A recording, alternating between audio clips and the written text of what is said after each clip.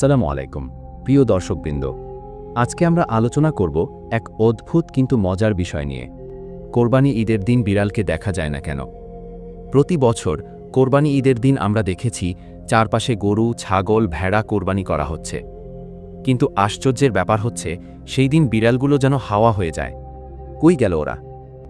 আপনি একটু লক্ষ্য করলে দেখবেন পশু জবাইয়ের আশেপাশে অন্যান্য প্রাণী যেমন কুকুর, হাঁস, মুরগি ইত্যাদি থাকলেও বিড়ালকে আশেপাশেও খুঁজে পাবেন না। আসলে রহস্য কি? ভিডিওটি শুরু করা যাক।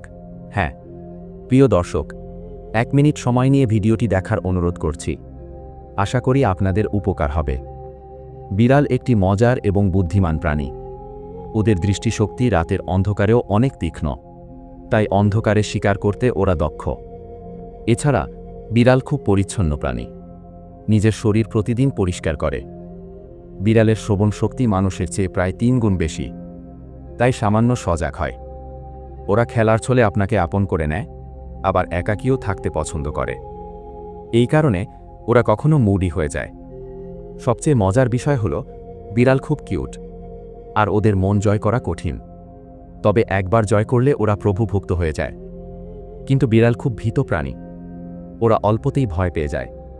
বিশেষ করে এরা রক্ত, ধারালো অস্ত্র দেখলে খুবই ভয় পায়। অতিরিক্ত আওয়াজ শুনলেও ভয়ে পালিয়ে যায়।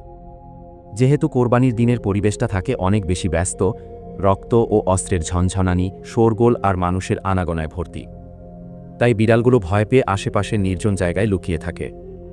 বিড়ালকে কোরবানির দিন না দেখার মূল কারণ এগুলোই। দর্শক, বুঝতেই পারলেন কোরবানির দিনে বিড়ালরা যায় কোথায়।